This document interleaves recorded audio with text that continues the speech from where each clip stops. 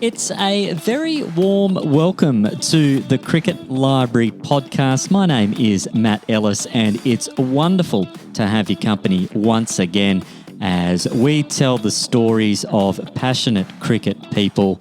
And we've had some wonderful guests in the last little while, and I would encourage you to catch up on any of our past conversations at your usual places for listening to podcasts. And a particular shout out too to the Today's Tale website. They've been featuring the podcast recently, and it's a great place to engage with stories around lots of sports, including cricket. So head over there and check out some of my other material on the Today's Tale website as well. But before you do that, time now to enjoy a conversation I had with someone who put on the Baggy Green. He did it in one test match, and that's one more test match than lots of us will ever play. He is Peter George. He came into the first class scene back around 2007-8, breaking into that South Australian first class squad, which was a stellar squad back at the time. We'll ask him about that. We'll ask him about his passion for cricket and his kind of entry into grade cricket and how that was. And also, we will track his career playing for South Australia and building up to that moment where he got to make his test debut at Bangalore and pick up the big wicket of Sachin Tendulkar. He'd also taken some big wickets before then, which we'll ask him about as well. And of course, we will put him on the spot and ask him about his net session selections. Who will be the three in the net session choices for Peter George? We'll find that out a little bit later on in our chat. But now it's time to sit back, relax, and enjoy our chat with this week's guest on the Cricket Library podcast, Peter George. And it's a very warm welcome to the Cricket Library podcast to Peter George. Thanks for joining us. Thanks, Matt, for having me. It's great to have another Test cricketer on the program. We've had a couple in the past, but everyone who plays Test cricket has a passion for cricket that starts somewhere. Can you tell us where your passion for cricket began? Yeah, definitely. Yes, and it is. I still, I guess, have to pinch myself a bit to be included in the list of Test cricketers. Other than I have my Baggy Green hanging up in my office to keep reminding me. But yes, just scraped in with one Test. But I guess we'll get to that. But yeah, certainly for me, growing up, three older brothers. The closest brother, my closest brother Ben, we played a lot of cricket in the front yard growing up. So yeah, that's certainly where it all began as a passion as a youngster. And being the younger brother, did you do the lion's share of the bowling in the backyard? Yes, exactly right. That's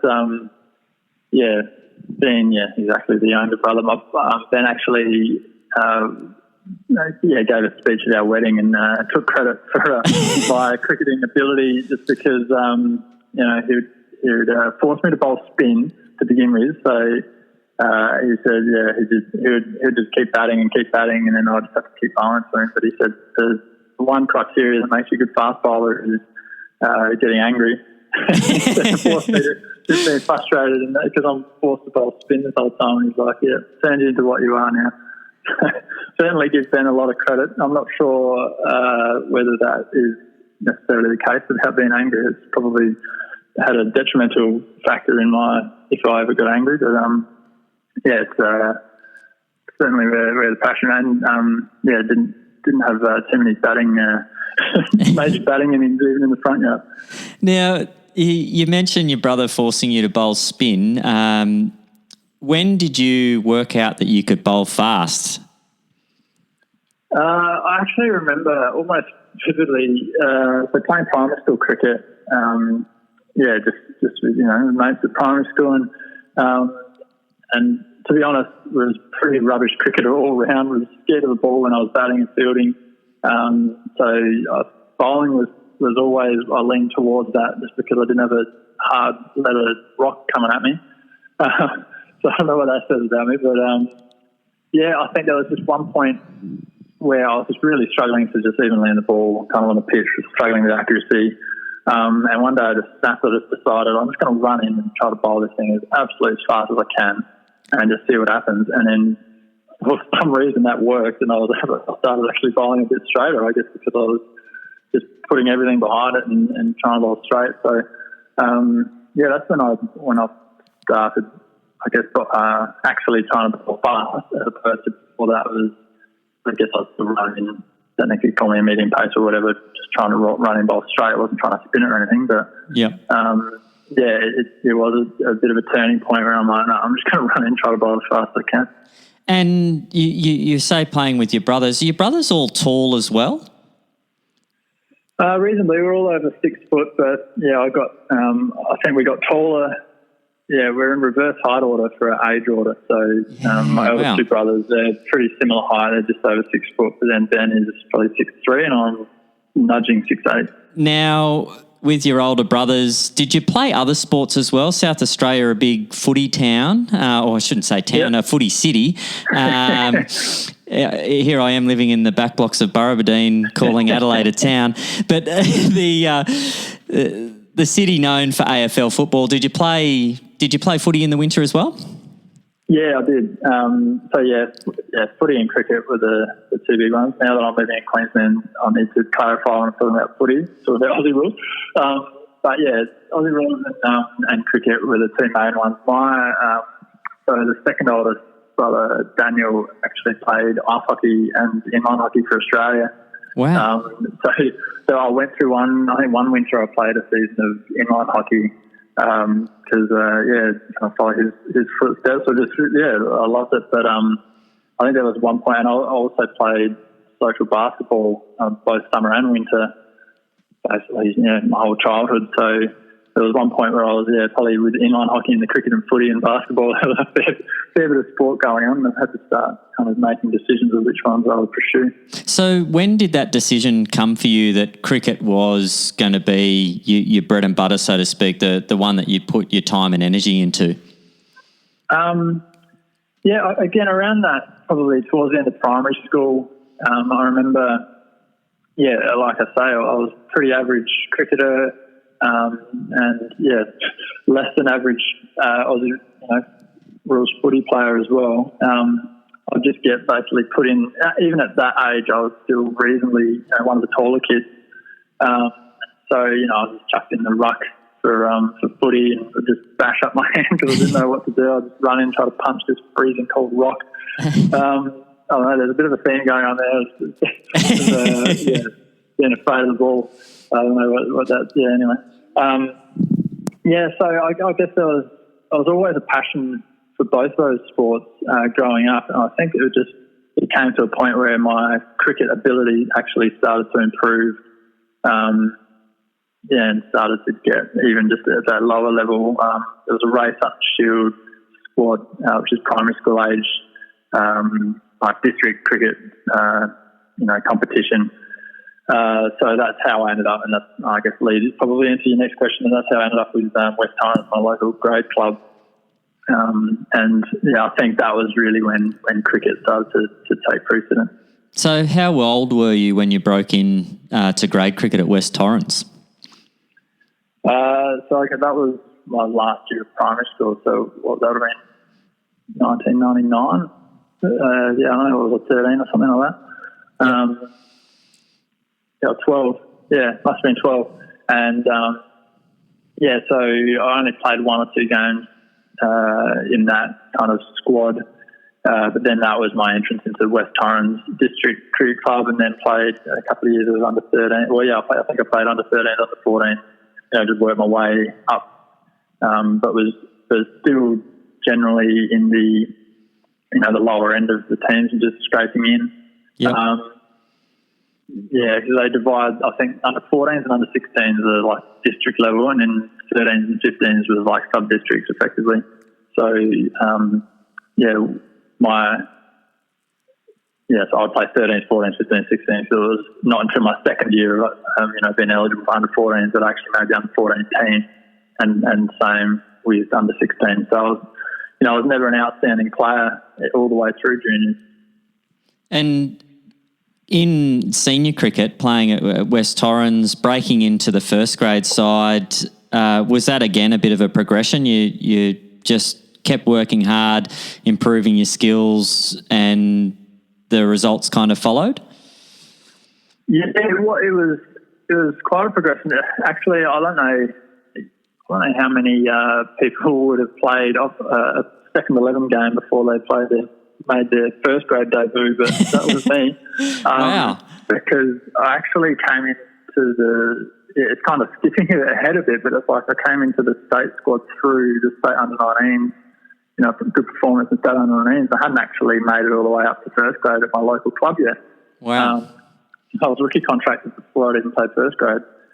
But that was, I guess, mainly due to the quality of bowlers that we had at West Torrens at the time. We had Mark Harrity, Trent Kelly, and then a couple of just high quality, first grade fast bowlers that had been there. The stalwarts of the club sort of thing. On top of as well as Hag, Kells. So it was quite tough to break into that first grade team. So I think. Yeah, mate, as I progressed into senior cricket, I played a couple of years of third grade. We won the premiership actually back to back my first 2 years of senior cricket. So that was and that was after winning the premiership with under 16. So I had 3 premierships in a row, and also in there we had an under 17 one day carnival, like the district level, and we made the grand final of that as well. So I had 4 grand finals in 3 years with 3 premierships. So pretty good introduction to senior cricket. Absolutely. And, I think the year I was rookie contracted off the back of the state under-19 performance, we actually made the B grade finals. So, again, another year of finals. I think we lost the semi, and then my following year I actually got dropped off rookie contract, so I had a year off contract. But we won the first grade premiership with West Torrens. Myself and Trent Kelly equal wicket takers going into. We ended up 1 or 2 wickets apart, leading at the top of the wicket tally. So at the end of the season, won the first grade premiership. So in terms of premierships, I remember that first grade one. People were telling me, these are so rare. I think it had been 44 or 46 years or something since West Torrens had won the premiership before that. And all these people were telling me, you just got to make the most of this. It doesn't come around. I'm like, what are you talking about? You play finals every year. I got one. What does that mean? Four premierships in 5 years or something. So it's like, I just thought that's what cricket was. So that was a pretty cool kind of introduction and way through the ranks, I guess. Yeah. Have those premierships along the way as well. Yeah, getting that taste of senior cricket as a young fella and tasting that success early on, a great stepping stone for you to move into first class cricket. You mentioned having a rookie contract there and then dropping off the list. How was your hunger after having had that taste as a rookie to go back to club cricket and really try and put your case forward to try and get yourself back in that squad? Yeah, it's an interesting one. I think I just had, somehow inside of me, I just had this belief since I was a kid, even when I couldn't land the ball on the pitch. And I guess where do you draw the line between kind of dreaming in the backyard or the front yard that I was always admired Glenn McGrath. He was kind of my favourite cricketer growing up, and so I was always be pretending to be Glenn McGrath. Even in the front yard bowling spin, I was to be pretending I was Glenn McGrath. So, where do you draw the line between just dreaming that I'm a test cricketer to actually, I believe that I will play test cricket, but I feel like I kind of always had this dream and slash belief that I would get there, and that's what I wanted to do. So even getting a rookie contract was I guess kind of confirmation that I'm on my way, and then losing that rookie contract, that was in my mind just just a bit of a hiccup or a road bump. And like you say, the hunger was probably still there. And if anything, it was a year that forced me to create the discipline myself. I was getting up early and training before. I must have been at uni by that point. So I was the whole winter, really working hard, just basically doing all my own fitness work, and I knew the things that I wanted to work on, and I need to give a lot of credit to Mark Harrity, who was my fast bowling mentor. He was based at West Torrens. He'd been my under-19 coach. Yep. But yeah, he did a lot of work with me one-on-one that winter, and then leading into that season. So certainly a lot of credit for Hag and appreciation for him on that. But I guess the lessons that I was able to learn during that period to actually generate ownership of my own development, as opposed to just waiting for coaches or all the strength and conditioning guys and all them to tell me what to do. I had to actually have the discipline to go out and do it myself. Yeah. Yeah, no, that's it. So even just reflect, I've probably not really even reflected on that before, but just reflecting on it now, it's actually, I think that's one thing that I did carry through the rest of my career. So that's, looking back now, that was actually probably a massive blessing. Yeah, and 2007-8, you find your name on the list again. Mark Sorrell, I don't know if that was his first or second year coaching South Australia down there, so a relatively new coach. Pretty good list of players down there at South Australia at the time in terms of you had a few CA contracted players, the likes of Sean Tate, Jason Gillespie, Dan Cullen, Darren Lehman, Callum Ferguson, Matthew Elliott, Mark Cleary as well, Cosgrove. I've probably missed a couple of Shane Deeds, Graham Manu, another Test cricketer. Gary Rofe, Paul Rofe, Gary Putland. some future names in there as well, like Chad Sayers. Yeah. We did. It was and Ryan Harris. I can't remember if you said Ryan Harris. Yeah, Ryan Harris. Ryan Harris in there as well. Big name on that list as well. Then your second year as well, Eunice Khan. 10,000 Test runs, a triple century in Test cricket. How do you bowl to Eunice Khan in the nets? I don't remember. I don't know. Same thing I always do. Just try to run in, try to hit the top of off, I guess. Yeah. and then wave him off to the pavilion. It's a good trivia question actually. We've done a few times. Just when the team's batting and as you do, you're bored and you're wondering what to do. It's a trivia question of name I think it's 5 Test cricketers that played in my debut first class game. Eunice Khan's the hardest one to pick. No one ever gets that. But because there's a couple of guys obviously I played against Tasmania, and I guess we'll get to that. But there's a few Test cricketers in that game. Are you one of the 5, or is it 5 plus you? No, I think it's it's including me, I think. So pick anyone that has played Test cricket either then or since then. So all the Cricket Library podcast boffins out there, get your notepad out and jot those down and tweet it out if you know the answer to that question. I'd love to see who out there has that off the top of their head. Now, in that squad, you have a full year in the squad before you get to make your debut. How was that year in the squad, being a part of it all, and then getting that call up in 2008? Yeah, I remember. I guess even the year that I had the rookie contract, certainly feeling out of place, and reflecting back now, compared to how the rookies come into the system now compared to when they did back in 2004 when I had that rookie contract, it's just I think it's not so much necessarily even the system as much as it was just my kind of starstruck. Come into the scrub with Gillespie and Lehman and Tate and these guys, and I'm just a bit like, why am I here? This is ridiculous. So I guess in a sense, the year that I had the full contract, I had at least a season of first grade cricket and a premiership to my name. To then to feel like I had at least done something to earn my spot there. And then, as the season progressed, just really gleaning off those guys and understanding what it is to be a first-class cricketer. I remember I was lucky enough to be on a pre-season tour over to Perth. Played a game with Gillespie. It was basically the first 11, but somehow I was there as well.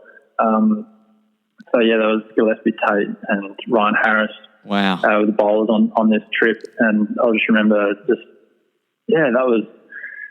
was just an amazing opportunity for a young guy as I was at the time, just to kind of watch how those guys go about it and really just, I guess pick their brains in as much way as I can, but even just gleaning off, like I say, the way they go about it and the way they warm up. And that was really the only time I remember, playing an actual game, with those guys as a kind of full team like that. We had inter-squad matches and those sort of things. So that was an amazing opportunity. And you make your debut against Tasmania. You pick up 4 for first innings, 4 for 56. First class wicket, the current Australian captain, TD Paine.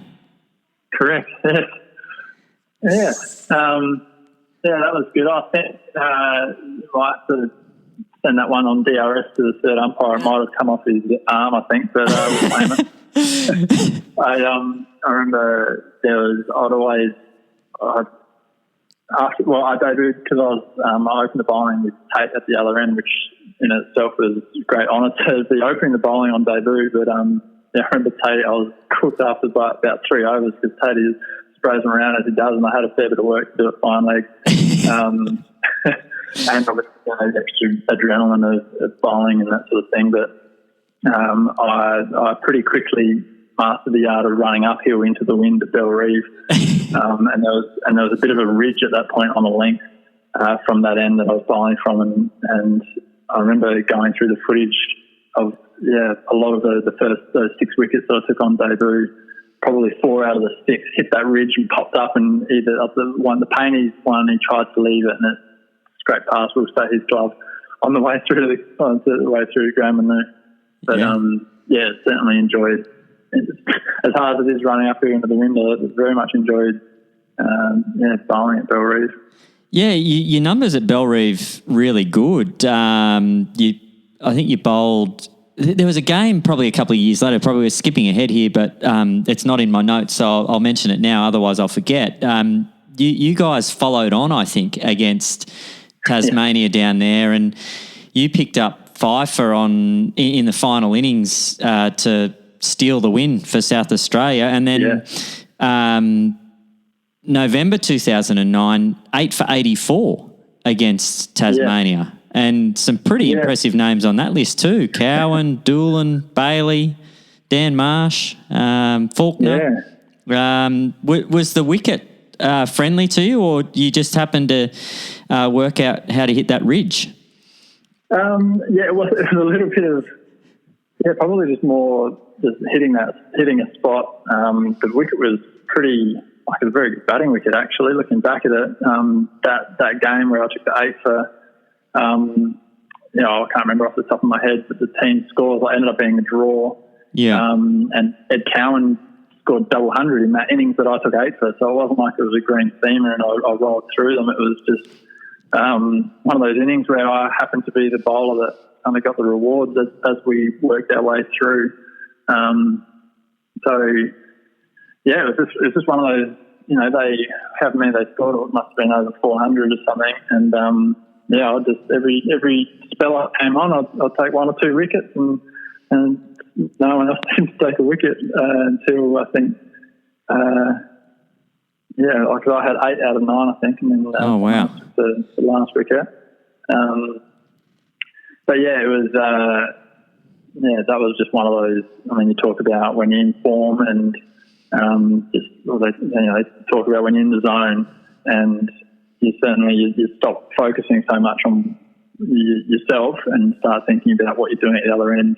And I remember, I think I got Jim Faulkner out for my 5th wicket, and it was just one of those classic, just in form. Like I was just thinking how exactly what I was doing to work him over, and everything just worked exactly how I wanted it to work. And he nicked one. But yeah, I think that was my first ever five-fer, which turned into an eight-fer. But it's a strange inning. Yeah, and one of those days where cricket can't get much better when everything is working for you, because there's some long, hard days as a fast bowler, I'm sure as well, where you just can't seem to access the same resources that you do on days when you take 8-fer and then 3-fer. Yeah. And that season, a great one for you, equal second on the Shield wicket-taking list. Ben Cutting topped that list, and then yourself and the Duke, John Hastings, both 36 wickets for the season. That gets us the attention of the selectors, because you have the privilege of getting the call up to be on standby for Ryan Harris. Can you talk us through that experience? Yeah. So that was, again, amazing. Off the back of that season, I was just on my way into the first uni lecture. I was about 4 weeks into the uni semester, but was finally getting to my first lecture. As I was on my way in, I got a phone call. Michael Brown at Cricket Australia at the time, I think. Called and said, do you have a passport, and how quick can you get to the airport? It was literally a phone call. About 3 hours later, I was at the airport flying to New Zealand. And someone, I remember, had to meet me at the airport in Melbourne to give me a kit bag full of Aussie kit. And, next thing I found myself in New Zealand, ready, like you say, on standby for Ryan Harris, who had a bit of a cloud around his knee, whether that would be okay. But, he obviously ended up playing that test, and they won. But, that was an amazing experience. But you get 3 days of being effectively an Australian cricketer without all the other responsibilities of having to play the game. That sounds outstanding to me. Yeah, it was incredible just to be over there and get a sense of the test match. And again, I'm just pinching myself the whole time. I just can't believe that I'm there. It was just incredible. I'm trying to absorb it. I think I'd spent some time at the academy the previous year. It was my first year full time at the academy, so I knew a couple of the guys there, especially the coaches. So it wasn't all completely foreign to me, but it was the actual team itself was all those idols, Ponting and Michael Clark, and it was just a star-studded team. I mean, Hussey and Tadic. But like I say, I had to pinch myself that I was even there. It was such a whirlwind that I found myself there. And like I say, I was only there a couple of days. Once the test started, then they sent me back home. I ended up getting back home to play a grade semi-final. Oh wow! And to get back to uni, no doubt. I can't remember what ended up happening with uni. I think I had to drop that subject like it was before the time. Yep. And later that year in June, you get a taste of Australia A cricket against Sri Lanka A. You get 5 wickets in Brisbane, and then you get another 4, I think, in the first innings up in Townsville. How was that Australia A experience for you? George Bailey, captain of that group, Klinger, Andrew McDonald, Matthew Wade, Stephen O'Keefe, Hilfy, Mitchell Stark, Ed Cowan, Usman Khawaja. A pretty A-list Australia A team. It's incredible. I think, again, I was just honoured to be part of that. I think at that point, I really enjoyed, certainly felt like I was performing to the degree. It was one of that tournament itself. Again, like talk about being in form. Everything kind of went right for me in terms of how I was trying to get batsmen out, my plans, and all of that sort of thing. So that was probably one of my favourite, international experiences. just for how well I was able to step up and actually perform.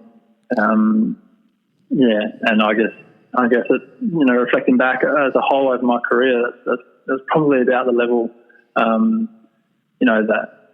that was, I guess, about right for me in terms of looking back and, how many tests and those sort of things I should have played, and maybe we'll talk about that a bit more. But, it's just, I just remember that point being, feeling really confident and comfortable at that level. And do you think that just proving your worth, you got your wickets in the Shield season, and then for you, just knowing that you could get wickets at the next level up, playing in that Australia A series, did that give you the confidence to think that you might be starting to get in the conversation for a possible call-up at some point soon? I guess even tying back to what I was saying before about always having that belief. Yeah. I guess for me, it was just part of that roadmap up to getting into Test cricket is just go through all the levels. It was just interesting. Even I remember reflecting at the time that I didn't feel like I was even doing that much different. It was just the batsmen that I was bowling to were getting better and better. And I just was, all I ever really tried to do was run and hit a couple off. And I guess there's such, I guess, subtle variations of that, that's the difference between playing Test cricket and doing it like Glenn McGrath to his level, or to the degree that I was able to do it, or to the degree that club cricketer can execute it. And then I like to think about someone like a Chad Sayers in terms of just the skill level that he has in terms of control to hit that top of off like every ball, but also just have these bunch of subtle variations, which I don't think, and then it's probably true for Glenn McGrath. Well, it is true for Glenn McGrath as well in terms of, I think you take for granted just the skill level that those guys are able to do in terms of subtle variations. It just looks like they're bowling the same ball every ball, but there is just these real skill involved in changing it up enough that it gets the batsman out. Yeah, it's a subtle variation that produces the full shot and often the error from the batsman. And Glenn McGrath was A-list at that, definitely. He was the doyen when it comes to good quality, consistent line and length bowling. Unbelievable. I think in my time, I just relied on natural variation more so than trying to do it. Deliberately. I didn't quite have the skill to do it deliberately. I think I definitely know Chad Sayers does that, and that's something I admire about watching him, just that skill level, and then obviously McGrath. I literally just tried to bowl the same thing every ball, and it wasn't good enough to make it exactly the same, so you'd end up with subtle variations anyway. Now, July 2010, Ryan Harris has an injury again, and you're back in the frame. You're over there in England for those games, the Test series against Pakistan. Now, in that first test of that series, two future Test captains make their debut in the same game. We've got Smith and Paine coming in, and other than Shane Watson captaining that one game in the India series in 2012-13, Smith and Paine become Australia's next two Test captains. At the time, being a part of that group, did you have your suspicions or were there early signs of the leadership credentials of those guys coming into the side? Did you know much about them? I had probably more to do with Smith than I did with Paine, other than playing against Paine a bit more than I had against Smith. The short answer is yes to both. I was at the academy with Smith, and certainly see the skill and how hard he worked, and everything that everyone talks about now about him was true back then. Certainly, I think there was probably a rawness to, in sense of leadership quality. I'd say something that he developed, and he certainly has developed a lot. But I think, that was something that, even at the academy and different games and things we had back then. That was, people had flagged him as a leader very early on. So, And he's as passionate about cricket as everyone reports in the media. Is he someone that just wants to hit balls 24 hours a day? Yeah, it's amazing. I think it's something that I think everybody can learn from is that passion, but also the importance and the power of visualization. To the degree that he, is dreaming about cricket. He says he doesn't sleep, but he's basically it's because he's dreaming about cricket. So he's kind of he's pretty much sleeping, but he's just dreaming. Literally dreams, lives and breathes it and dreams it. And there's so much power in that. I mean, the more I've managed to learn about the psychology and mental side of the game, the more I think, I guess wish I'd had known that earlier. I guess as a fast bowler, you can't go out in the nets and bowl 1,000 balls, because your body will break. But you are able to do a lot within your own mind. But having said that, I think that is actually something I did just naturally, in terms of, especially if I was working on something with my action, which my entire career I was always tweaking, trying to improve something. And I would find myself just walking around at home going through my bowling action. So I think that's a sign that my brain is trying to build these muscle memories, because obviously anything your muscles do has to begin first in your brain. So that's why it has so much power, and what Steve Smith does with all that visualization, shadow batting, and all of that. It's amazing. I guess just the positive reinforcement of visualizing yourself hitting the ball out of the middle of the bat, or from my point of view, visualizing the ball going exactly where I want it to go. Again, that's probably something I didn't utilise until too late in my career, of actually how powerful that is to stand at the top of your mark and have a very clear picture of exactly where it's going. Yeah. That's probably the difference when I talk about, when you're in form, that's what you're thinking. You're thinking that end of the pitch, exactly where the ball's going. When you feel like things aren't going well, you start to become more inwards focused and think about how you're holding the ball and, where this arm's going, where that leg's going. Which, as soon as you're thinking like that, you're in a bit of trouble. Yeah, and creating doubt, I guess, as well, second-guessing the skills that you have. All of that reinforcement of the imagery gets that imprint on the brain of the outcome that you want. Yeah, it's something I realise, especially when it comes to executing things like Yorkers and things like that for limited overs games. Something I realised late in my career, I just had this, you'd run in the bowl, and like you say, it's so important what you're actually visualising. I'd notice as I started to pay more attention to this, the times I'd be visualising, oh no, please don't hit it back at my face. So I'm like, if I'm thinking that, as I was about to let go of a ball that's meant to be a Yorker, and I'm thinking about me dropping it slightly short and him hitting it back at my face, I was like, where do you think this ball is going to go? And so as I was able to have the mental strength to actually visualise, this is going to jam down on his toes, and he's going to have to move his feet and slam the bat down. And the clearer I had a picture of that, then I'd nail it. Like 9 out of 10 times I'd nail this Yorker. And I only literally realised this probably the last season I played. I was just nailing Yorkers every training session that we were working on it. Probably too little too late, as it turned out, looking at my Olympic over career.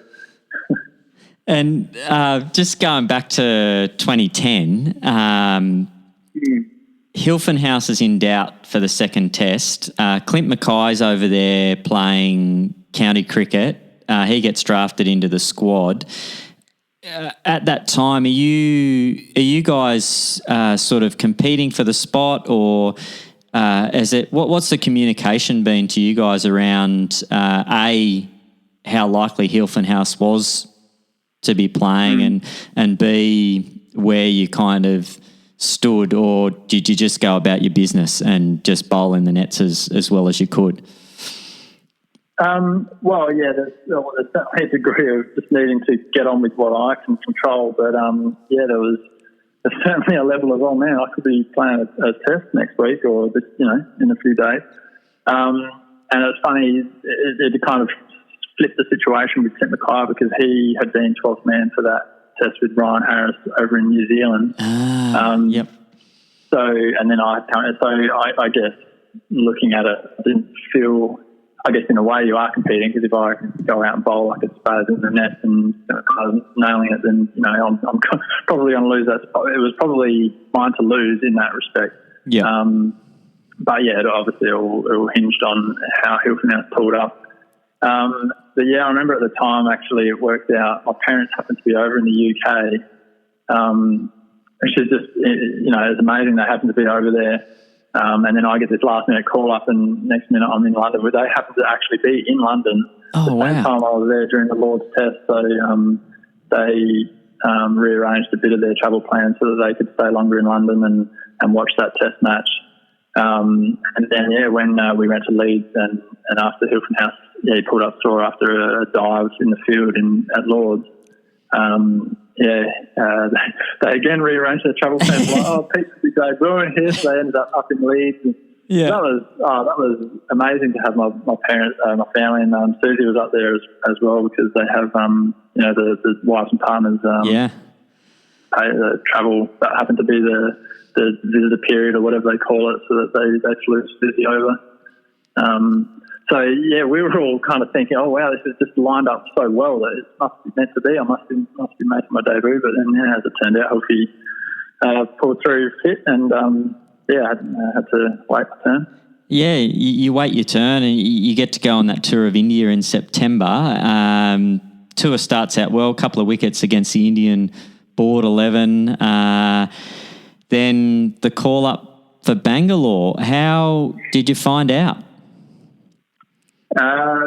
So that one, again, a similar kind of circumstance with Bollinger injured in the test before that. This time, no threat of my family coming over to India. They were actually all in Fiji for my brother's wedding. Wow. Which I had, obviously missed. But being, so I guess that it actually worked out kind of well for them, for all of us, because one, I would have kind of probably stressed too much if I had family coming over to India, given the level of security we had as a team, and I would have just kind of been nervous for them and how that would all work. But also it kind of worked out well because they were all together. Everyone's just at this resort in Fiji. And I think they were Susie was just checking in. Must have been the day before the test. So it was at the 8th of October, I think must have been. And that's when I found out. I think it was Tim Nielsen or Hilditch just came and let me know in the change room that I'll be debuting tomorrow. And I thought, okay, cool. That's pretty awesome. So I think I messaged or might have called Susie and let her know. And here's Susie checking in for this romantic resort in Fiji. For my brother's wedding. So that was cool that they were all there, and we were watching some. I don't know how they found some sort of live stream of Indian cricket in Fiji, but they found it. And there's a photo of them all in their wedding, dressed up for the wedding the next day, watching my debut batting and bowling the next day, which is pretty cool. Or 2 days later, whatever it was. And did your brother mention, or did your brother give himself credit for your test debut at that wedding as well, or did that only get mentioned at your wedding? So that was Daniel. Oh, okay. Ben made the speech at my wedding. But we actually was quite cool in the Mohali test. So that the first test of that tour actually got a bit of help and did an apology video. So I filmed myself saying, sorry, Daniel and Christy, I can't make it to your wedding, here in Mohali, wish you all the best. So whatever I said, but then I got the media guy. We actually got a whole bunch of the other cricketers to chime in as well. So there's Ricky Ponting, Justin Langer, because he was over there coaching at the time. We had Baggy Bollinger make cracking jokes. And so, we had this kind of a whole bunch of guys join in on this apology video. So yeah, everyone at the wedding thought that was awesome. So that was a cool way to still kind of be involved in their wedding. Yeah, that's outstanding. And the test itself, how are the nerves for a young guy getting ready to put on the baggy green? Oh yeah, incredible. I guess even from day one, Ricky Ponting presenting my cap. It felt so surreal, and even my memory of it now, it's like trying to remember a dream. Even as I was having it at the time, it was like it's happening to somebody else. Yeah. I think the most nervous I was walking out the bat in my first batting innings, because we batted first, so that was my first input into the game at all. I was incredibly nervous. I was just walking down those steps and out to this probably the biggest crowd I've ever played in front of, and talk about a fish out of water.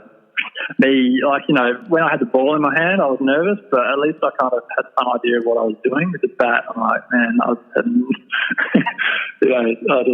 you can't. There's nothing to draw back on. Like when I have the ball in my hand, I'm nervous, but I can draw back on all the work I've done, and everything that's led to this point. But I had the bat in my hand, I was just packing it.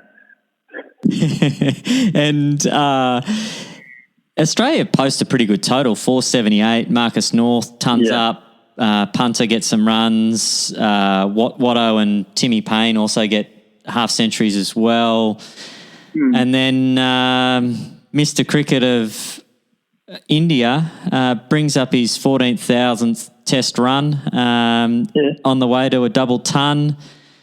But he's no match for you, is he, when he's on 214? Talk us through the wicket. Yeah, it didn't take me long. I was working him over for a little while, or 2 days worth or something like that. Ended up somehow getting one through him. It's actually funny, that delivery, as I was running in, it was kind of a backstory to that one ball, just because I tried something different. It's a ball that I kind of invented, that it was like a version of me just trying to impersonate Sean Tate, which is something I've been working on that winter at the academy, just run in and just literally try to fling it down as fast as I could. But it tended to be a bit more successful when the ball was older and it was starting to reverse, because as you know, the reverse, those sling type bowlers get a bit more reverse swing, which I probably shouldn't get started on. I actually gave a talk at the Cricket Academy on how and why the ball swings. Oh wow! But anyway, I won't get into that. So that one just swung in just a touch more than the ones before. I bowled it from a bit of a lower arm action, and he inside edged onto the stump. And I think, from memory, I didn't realise at the time, obviously, that I think I watched the replay of it, and it's just dead silence the entire ground. Obviously, all the Indian fans are upset, and even our players are just, finally, relief. Like, no one really celebrated or did anything over the top, except there's one idiot in the middle of the field. So, that was me. It was a bit of a shock to see those bails fall down, because I was just reflecting with Baggy Green on the boundary, probably not even an over before that, just wondering how do you take wickets at this level? This is ridiculous. Yeah, the economy rate, very good though, 2 for 48 off 21 overs. But do you just feel like it's just toiling after toiling to try and get anything out of the surface? Yeah, certainly. It was probably one of the more challenging pitches I've ever played on. And even as I said before about, I think I was in the form of my life in that Australia A series, how many months before that. But reflecting back on how I bowled during the test, I wasn't at the top of my game, I don't think. So, I think I even with that economy rate, I felt like I gave away too many runs. So I think I always think that. But certainly it was just got to toil away, and I just felt at one point I'm just like, man, one of my biggest weapons is my height and getting extra bounce. So on a wicket like that, there's not much bounce to speak of. But so it was just a matter of trying to wear them down. But we had the field out so there wasn't really any scoreboard pressure because, as soon as you get off, the stumps, they just nudge it out to deep point or wherever. And, so it just felt like, oh, man, how are we going to get a breakthrough here? Yeah, and India go on and win that test match. Tendulkar again runs in the second innings, 53 not out. What a game he had. Any other reflections on the game or the test match experience? I don't know. It was, I guess we've probably been talking for long enough about it. Yeah. But, it's just surreal, and so grateful to have had that opportunity. And I guess that's something that I'll always have will be on that list of people with baggy greens, and I guess just the blessing that it was in even the lead up, everything that happened to get there. It was just incredible. And now I'm getting conscious of time here. We have been chewing the fat for a while. I did want to ask you just quickly about your batting, and you mentioned it's not one of your favourite skills, but we need to highlight this one. I think yourself and Cullen Bailey holding off for a draw for 22 overs against Western Australia.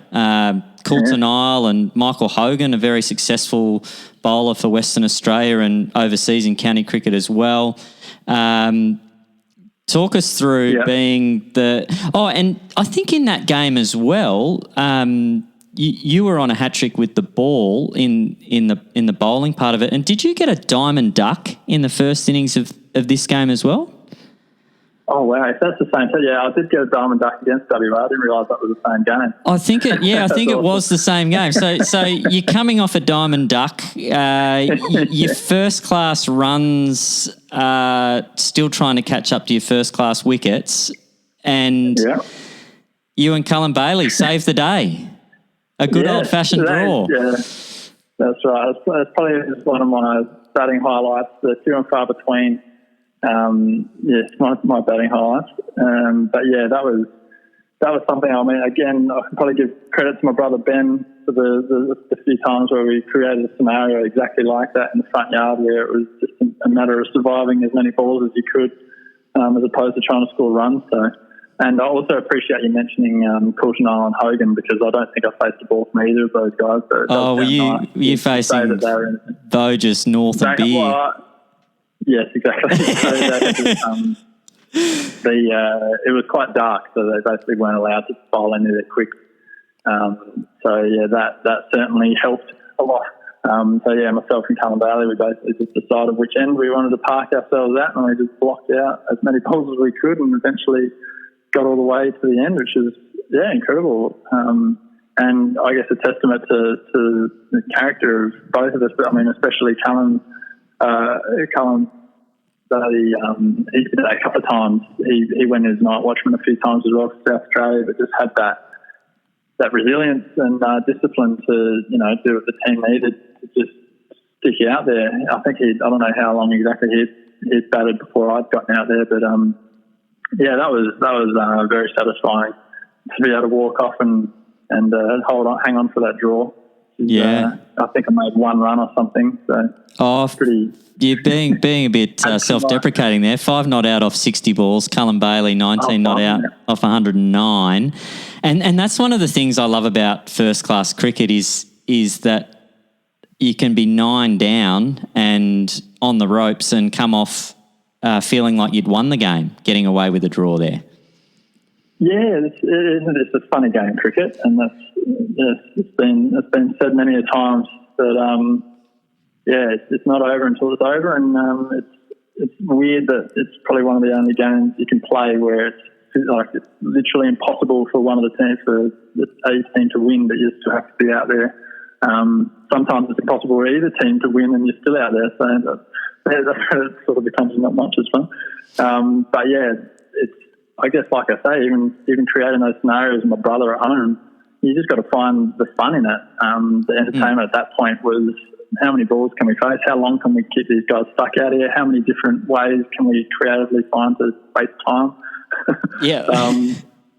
But yeah, so that it was all. It's just a big game out there. You know, I wasn't trying to score runs at all. So it was cool. And you have a couple more seasons at South Australia, but there comes a time where South Australia decide not to renew your contract. I'd love to ask you about the challenges around having played Test cricket, coming back to first-class cricket, and then being without a contract. How do you navigate that whole identity issue around where your value comes from in times like that, when you find yourself in a situation where you need to find another way to do what you love? Yeah, it's a very good question. I think it's spot on in terms of how important, I guess, that value and your self-value and self-identity, that all comes into it massively, because it's so easy. I think we all do it, to effectively judge ourselves by what we do, and kind of how good we are at it. And I guess it's nice when you're on the right side of it. When, you know, I'm playing Test cricket and taking wickets, and it's, you know, my self-value is quite high, but I think I guess learnt the hard way that from that point, basically from when I played the Test match, it just kind of spiraled downwards from there, for that part of my career at least. But yeah, I certainly look back at it. I think value certainly comes into it. I know, you know, you start to lose. I guess that part of it is, you know, what is important, is, you know, what I do for a living, or how good I am at it. Is that actually more important than, you know, my values, you know, my family, all of those things? And I think, you know, I guess reflecting back on it now, I did lose that side of, you know, those priorities. So I guess then that was a real challenge, losing my contract in South Australia. It really, you know, and that's the challenge that everyone goes through, I think, and not just cricketers. I think that probably happens to anyone who's had a career, and I think then that career ends. Yeah, you're challenged to think, well, if I'm not a cricketer, then who am I?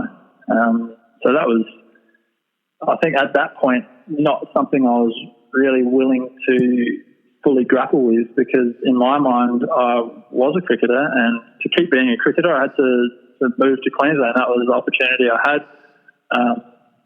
So it was really a no-brainer for me. But even now, like, you know, reflecting back on it, I think my priorities were still, like probably out of alignment in terms of my overall values, in regards to just not being able to step back far enough to look at what's important for, you know, we didn't have any kids at that point, but just for Susie and I as a marriage, and what we wanted to do going forward.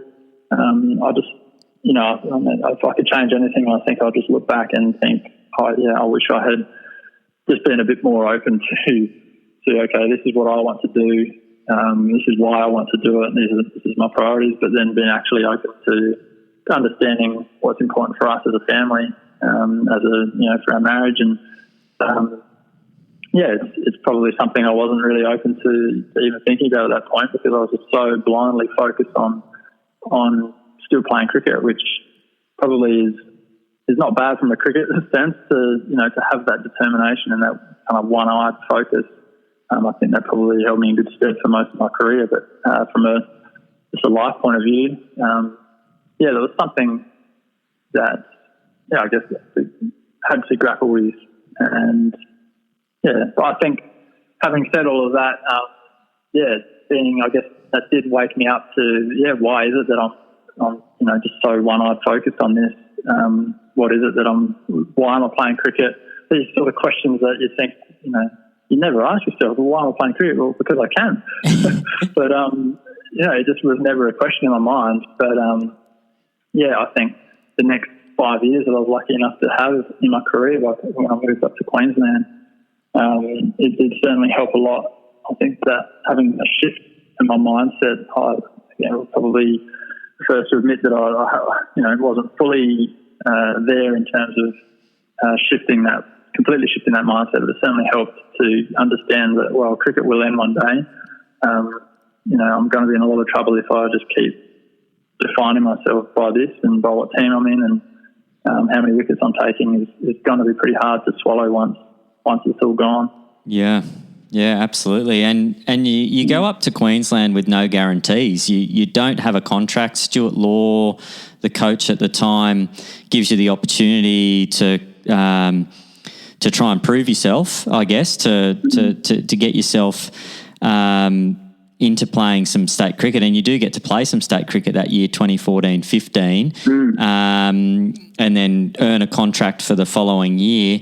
What's it like not knowing? Like for you to move states, so you've got a new community you're a part of, you're married, so your wife's got to change her arrangements as well to take that risk. I guess you would say it is a no-brainer in that if you want to keep playing cricket, you've got to go where the opportunity is. And did it help to motivate you not having a contract, having to go up there and kind of a bit like when you'd won your first grade premiership back at West Torrens without a contract, kind of that kind of mindset again? Yeah, it's I guess there's a lot to it, and I owe a lot of gratitude to Susie and her work. She's working for Westfield at the time in their head office, which is actually based in Sydney. So she was already working remotely from Adelaide in their national team. So she was able to literally unplug her laptop in Adelaide on the Friday and plug it in Brisbane on the Monday and just keep working. So wow, that really kind of facilitated my ability to go up there. And in the end, we'd come to some sort of agreement that a compromise really that we gave me until Christmas. Yep. We said, all right, well, I don't think I'll be able to sleep a night for the rest of my life if I don't at least give this a go. Because and again, it probably comes back to that belief, like I just knew that I was still good enough. Yeah. And it had been a frustrating last couple of years in SA. And so I just wanted to know, at least for myself, and to prove it to myself, but also just to prove, I guess, there's an element of kind of proving to everyone else that I was still good enough. So yeah, that was just basically invited myself, along to training with Stuart Law's agreement. It was reasonably easy in the sense that, why would you not want another fast bowler to come and bowl your batsman in the net? So that was reasonably easy from that point of view. And then once I was there, I basically just invited myself along to their gym sessions and anything else I could get to, which was a little bit cheeky. I think there was a few times where people were like, why is Geordie here? Yeah. But it was, I knew for myself that if I wasn't doing the physical training, that I wasn't any chance of really making it. And also, if I was only doing it on my own, I would probably have still no chance. So I just basically had to, so I did. I guess the rest is history. But I guess I just wanted to have that opportunity to prove myself, at least to myself. Yeah, and when did you come up with the no ball technology, the my call no ball technology? Yeah. It seems strange to me for a fast bowler. Now, fast bowlers out there who are listening, I'm sure you understand that you are notorious for overstepping the front line in the nets. I think that's common practice at every net session I've ever participated in. So you, as a fast bowler, you've invented some technology that's going to put a stop to that. Can you tell us tell us how the idea came about, A, and B, where is it up to, and give us some information about what the technology does and how it helps. Yeah, sure. Well, I guess it came about, for a long time, I studied mechanical engineering on the side while I was playing cricket for, I think, the first 10 years of my career. And so I've always been kind of technically minded and enjoyed understand the science of the game and that sort of thing. And it was something that had been bubbling away in the background. Like, surely there's a way to solve this automatically, because it seems like a pretty hard thing for the umpires to do. And I guess once it got to the point where in Test cricket they started reviewing wickets, after a wicket they would stop and review, check the no ball. Yeah. So that was the point where I was like, oh, this is horrible. I was at a Test match, an Ashes Test at Adelaide Oval. This must have been 2013 or 2014. Yep. Or that summer, 2013-14. So like that last year that I was in Adelaide. And that was, Ryan Harris took the last wicket for Australia to go 2-0 up in the Ashes series. But I'm there about to celebrate in the stands the whole game and check his front foot, and so I'm like, oh, this just ruins the moment. Yeah. And even since then, I guess we've done our own research, but also in the last couple of years, the broadcasters have become more and more aware of it and started to show how many no balls the umpires are missing. Which it's such a difficult thing, as you can imagine. You're standing in a bad angle to see that front foot to start with, but you're getting, most of their decision-making work has to happen at the other end. So they don't want to be spending too much brain time kind of looking at the front foot. So I think, from that sense, it was obvious that it was, something needs to be done about it. So I guess, came up with a way of doing it, and then went about validating that with proof of concept and that sort of thing. So there wasn't, initially we did some validation in terms of market validation, that sort of thing, which was kind of obvious, but the rest has been product validation, and I kind of tinkered away with it for a little while I was still playing cricket, nothing really too serious. But I built my own prototype actually originally. Yep. Just kind of prove it enough to myself and Susie to justify spending a bit of money to get some real engineers to actually build a proper prototype. So we actually got a company that's based up here called Coltech who have built from proof of concept, and they're just finalising what we're calling our minimum viable product, which should be something that we're expecting delivery of any time in the next few weeks, which will enable us to go out and do a bit more formalised user testing, which, depending on how many restrictions are in place with COVID, it might be just me testing it myself for a little while. But, so that's about where we're at now. Susie came on board, so we actually raised some capital off the back of Channel 7 News did a story up here. Yep. Actually, it did go nationally. It aired on Boxing Day 2018. The news story aired, and based off the back of that, said, hey, if anyone's interested, we're raising capital for the next phase of development. Enough people were interested that we were able to raise enough. Susie quit her day job, and here we are just over a year later. We've been working full-time ever since, so it's come a long way. It's been very interesting learning to work together. Susie and I frustratingly make the perfect team in the sense that we're kind of opposite skills, and we're very complementary, which can be cause for what do you call it, a bit of friction sometimes when we're doing things different ways. But Susie is very much the CEO type, the business.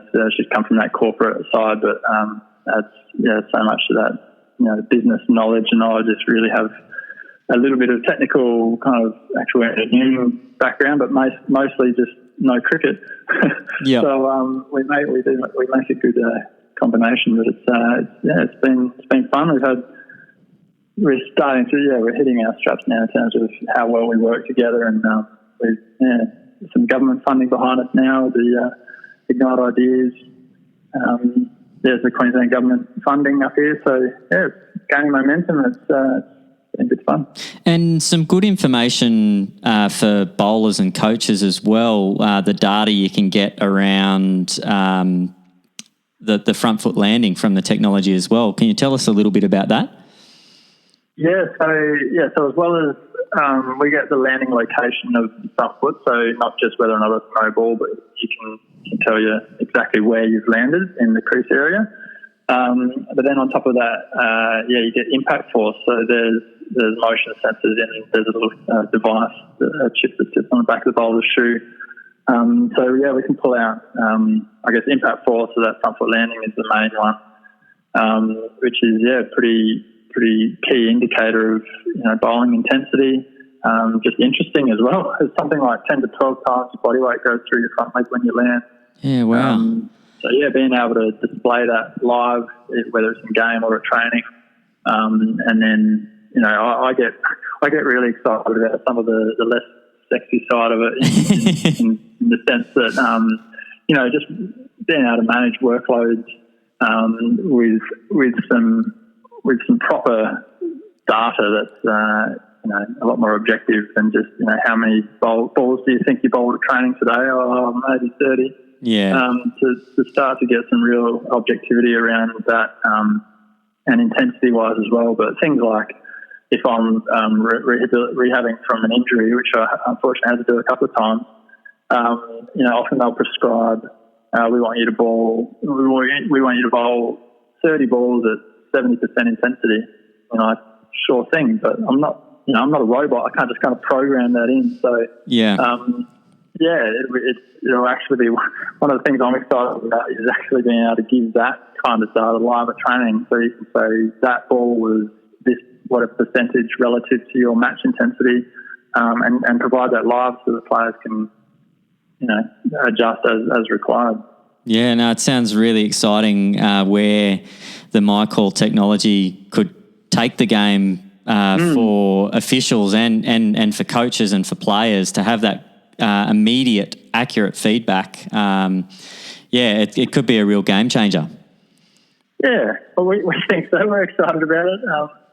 It's certainly from just a typical fan point of view, it's just looking at speeding up the game, taking away so you can actually just celebrate those moments and not have to think, oh, was that a no ball? You just straight away. If it is a no ball, it'll just come up on the big screen, or at the very minimum the umpire's able to call it straight away, and whether it's a free hit. You just get it as it happens. So that's like I say, from the start, that was where it all started to kind of solve that problem, and then we end up with a bunch of extra benefits as well. Yeah, no, outstanding. Well, you've been exceptionally generous with your time, and I just need to ask one more question before I let you go. If you had the opportunity to have a net session with 3 people, alive or dead, cricketers, could be non-cricketers, have you got 3 people that you'd love to have a net with? I guess. The first person, I think Glenn McGrath. Definitely, probably. It'd be interesting to see how well he would go now. But I guess if you can pick Glenn McGrath circa 2005, that would be pretty awesome. Yeah. I would love to see Johnny Howard. Oh, the great man. The footage of Johnny Howard trying to have a bowl, I think that would be hilarious. And also just, a great man to pick his brain afterwards as well, just chat to him about all things. I don't know. You could help him out with his action, maybe. I think. I just think that would be funny. And then, I don't know, maybe someone... I like Chris Pratt, the actor. He's a funny guy. I reckon he'd be... I don't even know if he knows what cricket is, but it'd be pretty funny having it there. Well, Chris Pratt, if you are listening, please get in touch because we've got a net session we'd like you to attend. Well, as I say, thank you so much for joining us on the Cricket Library podcast. It's been an absolute pleasure having you and hearing your story, and really wish you all the best with the MyCall technology. Wish you the best for your wedding anniversary as well. 13 years married, that's a massive achievement in itself, and something to be really proud of, and keep adding the numbers on that list. That's a good one to be building the stats on. Really thankful for you sharing with us today, and go well with everything in the future. Yeah, no, it's been a pleasure. Thank you very much, mate. It's been good chatting with you. A massive thanks to Peter George for giving us so much of his time for the Cricket Library podcast today. It was wonderful to get some insights into his journey as a cricket player, from where it all began in the front yard, being forced to bowl off spin by his older brothers when all he wanted to do was bowl like GD McGrath. And then, of course, coming into grade cricket at the West Torrens Cricket Club and having all that early success before making his way as a full-time member of that very strong South Australian cricket squad in 2007-8, going on to play first-class cricket, taking a few bagfuls for South Australia, and then getting his opportunity to put on the Baggy Green at Bangalore and have his family watching on from his brother's wedding in Fiji. A magnificent story, a magnificent journey post-cricket as well. Great to see the way he responded to the challenge of not having a contract at South Australia, moving up to Queensland, making a real go of it up there. And since then as well, his work with the MyCall no ball technology, a real outside-the-box thinker, someone who's willing to get the best out of himself. And I love that he always had that roadmap in his mind of wanting to represent Australia and always kind of just knowing somehow it would happen. And he did get to achieve that goal and that dream of putting on the Baggy Green cap. And it's an inspiration to hear stories like that one we heard from Peter George today. And we've got plenty more great stories to come in the coming weeks. So please subscribe on your favourite podcast provider and tell your friends about the Cricket Library podcast. Bye for now.